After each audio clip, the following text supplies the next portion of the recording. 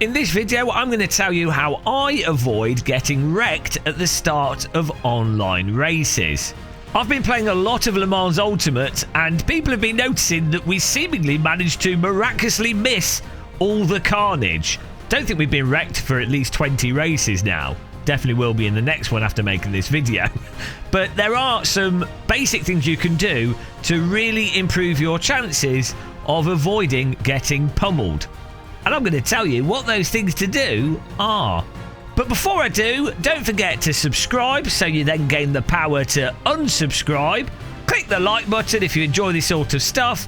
And of course, we wouldn't be here if it wasn't for our Patreon members, channel members, donors, all the people wasting money on us and supporting us. Thank you very much. It is really appreciated. Now, what I'm going to do is break down some of our race starts and talk through what's going on and how someone, even with a tiny calcified T-brain like myself, can predict what's likely to happen and then avoid what's likely to happen. But before that, I want to just go through some very basic principles or just facts that make it a lot likely that you'll have a good race start or be less likely to get wrecked at the start. And the biggest single factor and most important thing that you can do, and this is so stupid, it's kind of dumb to say, but the biggest thing you can do is qualify in the top 6 positions. Anything after the top 6 positions, you really are increasing the likelihood of random things occurring. The concertina effect of cars avoiding other cars, a car obscuring a car that's slower. Everything is magnified the further back you go from the top 6. The first 6 cars have the advantage that they can basically all see the cars in front of themselves and then only have to react to one thing rather than having to react to multiple things going on at the same time. So practicing your raw pace, your qualifying, getting good qualifying results is the biggest thing that you can give yourself control over. Unfortunately, I'm terrible at qualifying and I have no skill, so we always start at the back. But there you go, I have to say the obvious stuff. Second to that, I'd say a really important thing is having fundamental car control. And unfortunately, this is a really lacking thing in sim racing. A lot of sim races actually do good qualifying laps and get that part down. But what they don't have is basic car control. They don't know how to not spin if they lock up. They don't know how much they can turn and push the car before the tyres will go over the limit. They don't know how much they can push the brake if they have to stab it to avoid something without it then locking up. They don't, all these things of like fundamental car control, so that if you were to throw the car wildly left and right and do something totally crazy, you're still in a position to not spin that car and be able to stay in control of the vehicle. So what I would really recommend doing is get on a practice session or offline session and really chuck the car about. Throw it into corners. See how much counter steer you can hold. Try and drift it. Even if it's a GT3 car with TC on, TC off, cold tyres, warm tyres, you really want to know what can you get away with that you can then control without spinning and crashing. It's really, really important. I don't understand why all simulators don't actually come with a centrifugal track or a drift track. Even if it's a track racing game, you need that fundamental car control.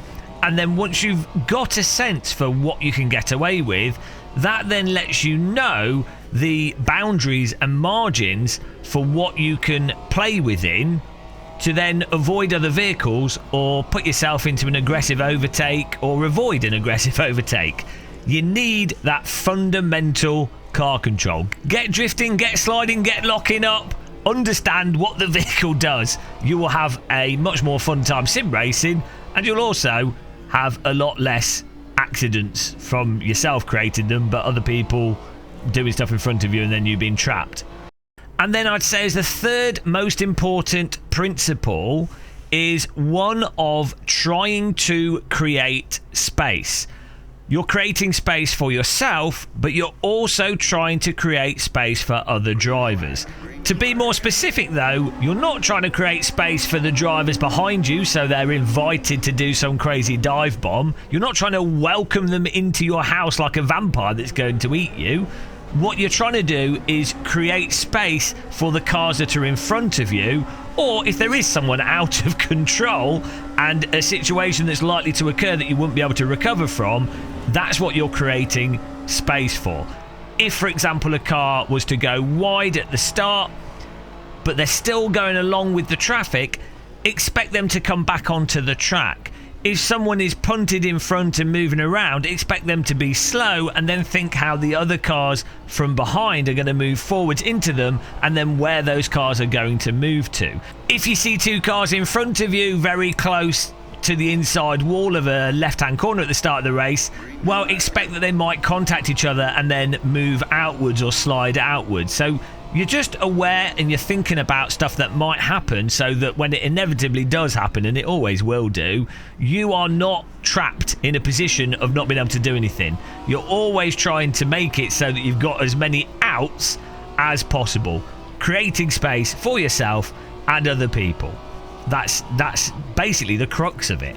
Obviously, there's a billion things involved at a race start, but those three main ones, car control especially, are the really important ones. And sim racing is plagued by people just doing the hot lapping, and then as soon as something happens with them having to drive off the racing line or react, they just completely crumble. So I just wish sims really focused on that car control. To be fair, force feedback really helps with that car control in spontaneous situations. LMU FFB for LMU, check that out. IR FFB for iRacing, check that out. Or just setting up your wheel properly can really help as well in having fundamental car control. But that's another video. Let's now break down some more race starts and talk you through them. Right, so let's begin with a nice simple one. Qualified in 11th, I would say 10th to 14th is basically the mega crumple zone. But if you're in splits 2, 3, 4, what you will find is a lot of people aren't that confident on the ABS, and you will find there's normally quite a few opportunities for getting your car ahead if you look for openings. And if you're getting your car ahead, you're not going to get a car in the ass. So we see here, giant space opens in the middle, another one there on the inside, and we slide on through, and through that, gain 3 or 4 places. But you'll see here, we did gain some places, that's really nice. We do have a car on our left. Fortunately, he dropped off. I was thinking about dropping off myself. Car on the inside for Eau Rouge, we'd just let him through. And then you continue on racing. Now, what I will say with this situation, this is entirely predicated on having confidence on the braking distance and the effectiveness of the ABS. This kind of move can go wrong very easily. You really have to have the confidence that you know that you're going to make the corner, not understeer into the outer lanes and still get through cleanly. I wouldn't recommend a new sim racer try to go for this aggressive of a start, but I put this in straight away because these are literally just the last races we've done, and I'm just showing you what's happened and what we're doing. But yeah, you have to be super careful doing that kind of a move. Big advantage though, if you have that confidence, you're getting ahead, you're not going to get rear-ended. I should definitely have left more space for the car on the right-hand side, and I was definitely aware that there could have been a spin, and so we were ready to just stamp on the brakes to avoid any parked cars, or potentially even just throw our car off the road to avoid them. It's really also worth saying, on tracks like Spa, you don't generally want to be the car in the middle here. You're better off being on the outside because you can at least then go off the track to avoid people. If someone loses it on the right and you're on the right, you're going to be trapped. You're going to have to just wait there and you're probably going to get rear-ended. So we just happened to find the space there. We made the most of it, but that was actually quite a risky race start. But sometimes confidence and understanding the car can still pay off. Why are we showing the worst example first? I don't know, but we're being truthful with how we're doing race starts and how we get away with it. Right, this is a really interesting race start. So this is for an hour-long race, and you would think, oh, it's an hour-long race, everyone's going to be really careful and not complete idiots. Well, no, it turns out in sim racing, people don't seem to care if it's a longer race, and they will risk everything at the start. Pile of smoke up there, so we're being a bit cautious going into this and very aware of all the cars coming across. Now, I could definitely have done that a lot better, and I have to be honest, I would say that was probably 80% luck that we got away with that, but a good opportunity to break things down here. So first things first, we had a guy go into the pit lane, and you've got to be really careful that if you've had a car in front of you not join the track, or someone go to the pit lane and you're starting further back, you don't get lured into going too fast into T1 from thinking, oh, I've got so much space, I'm going to gain up all these places. You have to really consider that there's still the start of the race, and you don't want to just plough yourself into all the traffic. You can see all the smoke, so we know cars have gone off, so we're actually complete and utter idiots for going into this as fast as we did. And you notice I'm going in so fast, mostly concentrated with taking the car on the right. It's good for us to be in front of the car on the right and getting in front of him and getting through the corner, but that's then put us into a total trap here, where we're totally boxed in, but fortunately the cars in the front find a way through.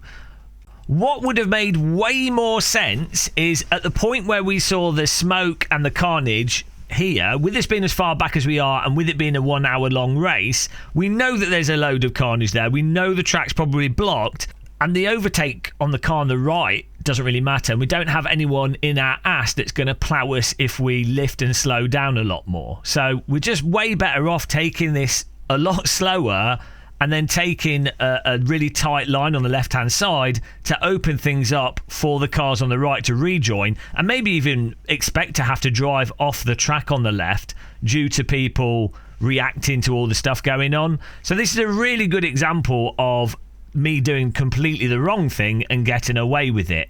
But I thought I'd show it, and I thought I'd tell you what we should be aware of. And then you also see us do a completely moronic thing there where we turn left and drive into the car to the left of us. I didn't need to do that as much as we did. I think we were just kind of on the limit and balancing the vehicle. It wasn't really intentional. But again, really needless from myself. 1 hour race. Could have just done that a lot more chilled and a lot more low risk. Again, the crucial component there, though, as well, is if you have a car in your ass at the start of the race. If you do have a car riding your ass, then the line we took would have made more sense. Because if we had have broke early or done something early, it would have confused the cars behind us and they probably would have rammed us and we would have wrecked. But in that actual situation, we had plenty of space behind us, plenty of space in front of us. We should have used that a lot better. But we got away with it. That's the advantage of drinking high quality tea.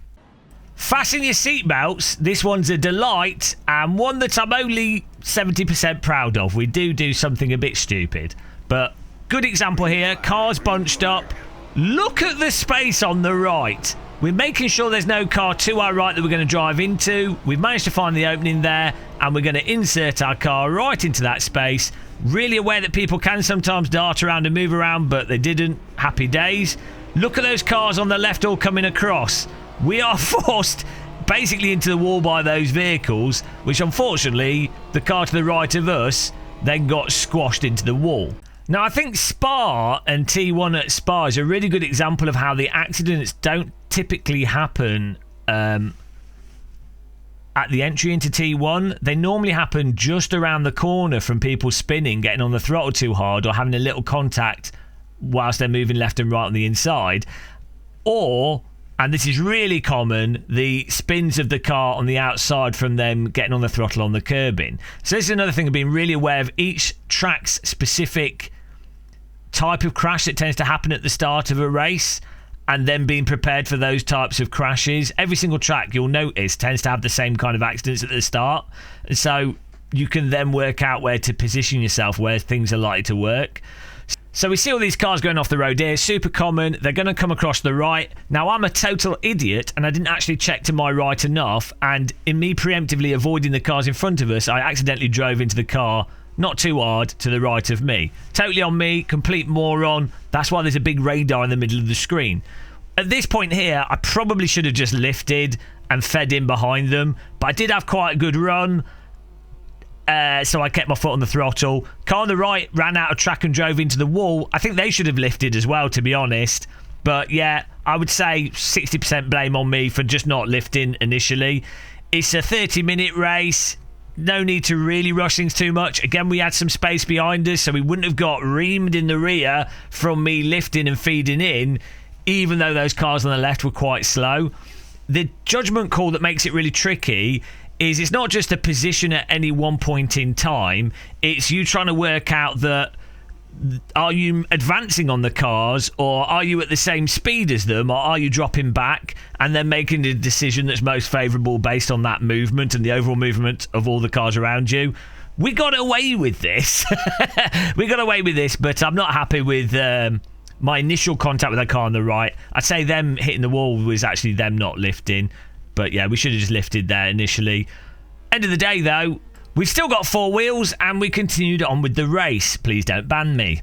Now, I think this one is a good example of how the first sort of 2 laps are really, you can consider the start of a race in a hour-long race.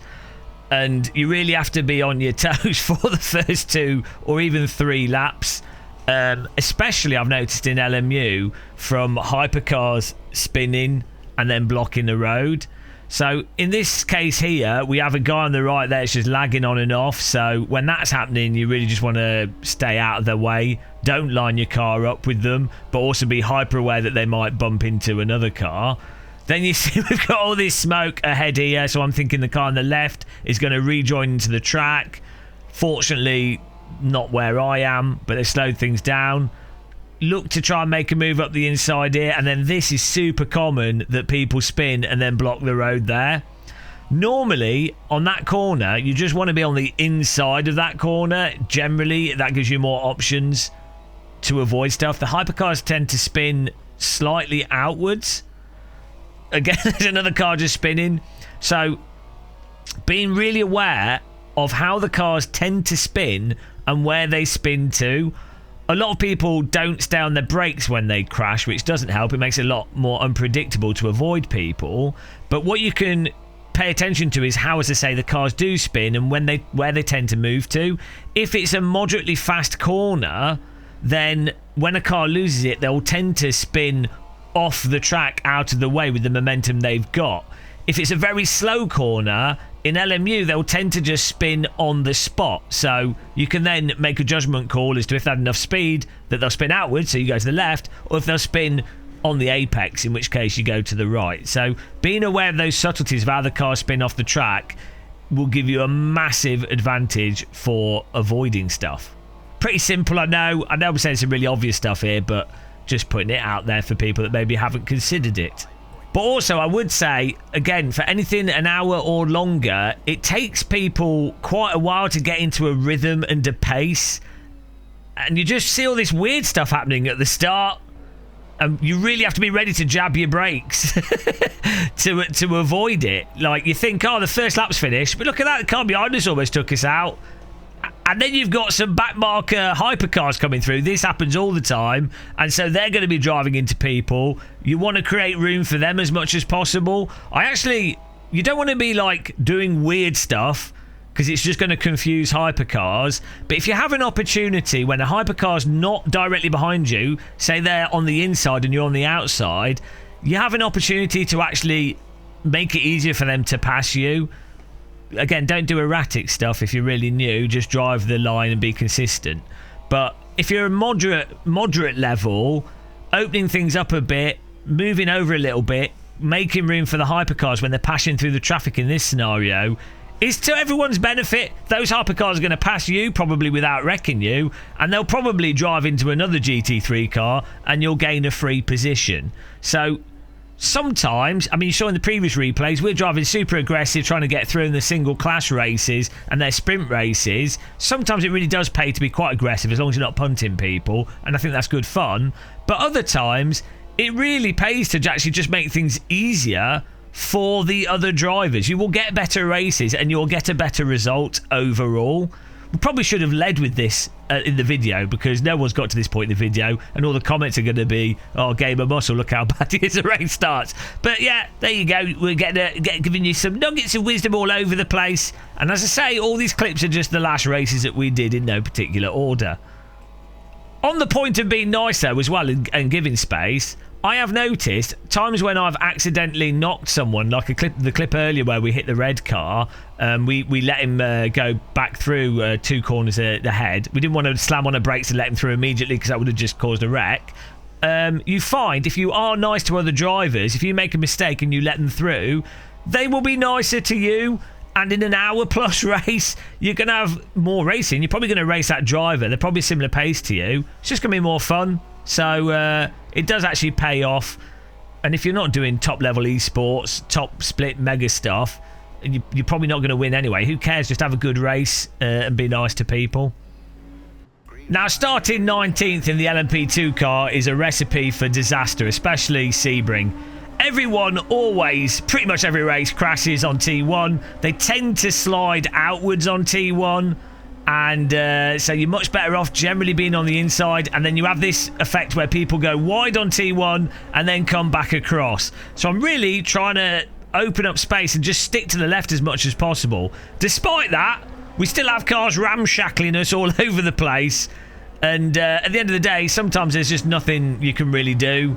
But again, moving over there for that other car that went off the road probably saved us from getting spun by him when he came back on the road.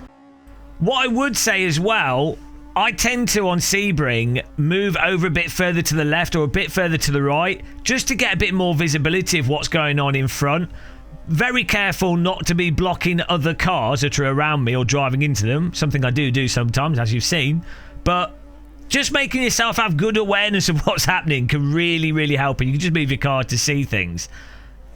I would say as well, defensively, being on the inside works quite well. And watching out for cars behind you that are going to try and send it up the inside and then inevitably understeer into you on that corner, on this corner here, is a really big one for avoiding crashes. Just defend the inside. Even if you lose cars on the outside, on balance, it generally works out. And I would also say, being prepared to fully drive off the track and drive off the track and out the way from people even more than you would intuitively think, or especially what I'd intuitively think, is a really good idea. If you feel like it's close, or it's going to be close that they will hit you, then give another meter and then add another meter to that. It's always, people always come at you sideways more, I think, than you can visually see initially. At the point where you've seen them, especially in LMP2 cars, by the time you're actually next to them, a lot has happened, and and your car's quite long, so it's quite easy for them to clip the rear of your car, even though you feel like you're well clear of them. As you can see here, we've also gotten the brake really early, which allowed the car on the right to get ahead of us, but he was getting squeezed by the car to the right of him. If we'd have actually tried to hold this inside position, probably would have been punted by that vehicle. So by being moderately careful here, we probably lost 3 or 4 positions. Again, here we go, we move further left. You can see him, he would have clipped us, but we moved really far left immediately to accommodate him. Well, we might have lost positions. We probably could have turboed through that and gained 3 or 4 places, but at the end of the day, we didn't get any damage or any contacts, I don't think, from cars pirouetting, cars going off the road. And this was a really, really good example of myself creating space for the other drivers. Again, probably should have led with this video, but yeah, really, I'm really happy with that start. Pat on my back, well done me. I'll have a cup of tea to celebrate.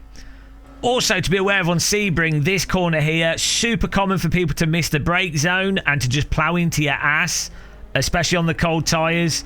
So really looking in the mirror, not just looking in the mirror, be aware what's happening in front of you as well, but having a sense for the mirror and the speed at which people are closing in on you gives you an opportunity to maybe come off the brakes yourself, run deep into the corner and avoid getting punted in the ass from situations that probably happen like every 1 in 3 races. If you're not at the very front, or even if you're at the front, you are likely to get a car miss the brake point and plough into you. Worth saying as well, if you are in front of another car and you're not really defending them, and maybe you're on the inside or you're in a position in front of them, if you can make it so that they are not in line with you, i.e. they're not on your lane, well, if they do lock up, they can't hit you. At higher ratings and with people you know what they race like, this is not going to be an issue at all. But if you're in the lower splits, making sure that your car is not in the bowling pin, bowling alley position for the bowling ball will really make it that when they do lock up and they do plough, they're not going to plough into you. You've put your car out of the way. It's sort of like non-defensive driving, and that will really, really pay off. And here, an interesting situation, and about having the car control. Guy in front brakes erratically in front of us, but I'm very confident how much I can brake and lift without the rear going over the limit. Part of that is also LMU FFB, and it's a good demonstration of being able to feel where the grip is, allows you to then drive reactively. But again, being in a position where if a car in front brakes mid-corner or does something a bit weird, that you can quickly react to it without hitting them, being in a position of your own car control to be able to do that is a massive advantage and will stop you getting involved in a lot of accidents. On tighter corners, let's say you're turned quite heavily and you are actually at the limit of the rear tyres, a really good tip is when you do have to brake, you straighten the wheel up so that when you brake, the car's in a straightened up state that then allows you to brake harder without locking up or spinning. Also, I would say at the start of races, especially in the hypercars and the LMP2 cars, in LMU in particular, I tend to run a bit further forwards brake bias because I know it's quite likely I'm going to have to stab the brake to avoid something, and I'm going to quite likely have to do that round a corner or whilst I'm moving the car. You don't really want to have a really rearward brake bias if you're going to have to stab the brake, because if you do, you're much more likely to get this snap oversteer that you can't really recover. So slightly further brake bias is also a good tip at the start of a race, but not too far forwards because you still want to be able to actually turn into the corners, and the cars in LMU are incredibly stiff. So it's all a compromise, it's all a choice, and it's stuff that takes time and just enjoying playing with, really, to see what works for you and what you find fun. But that's stuff worth being aware of. Finally, we have a qualified in second place or so mega doddle start.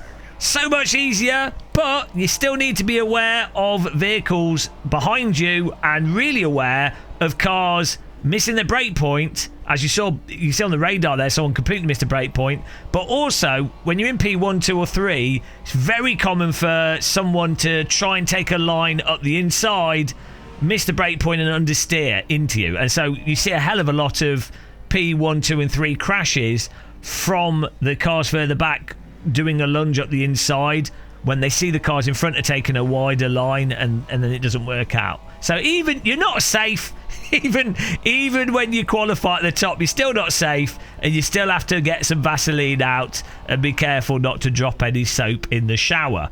But there you go, guys. You know, I'm not sure how much people will like this video or if they'll find it useful. But as I say, I think we've literally done 25 races and we've not been DQ'd or massively punted off on any of them. We've managed to maintain our wheels. So we're doing something right. We're also diamond badge. That doesn't really mean that much in LMU. And we're also moving up through silver 1. We're halfway through. So whatever we're doing seems to be working. So maybe it'll work for you as well. I'm not claiming we're particularly good.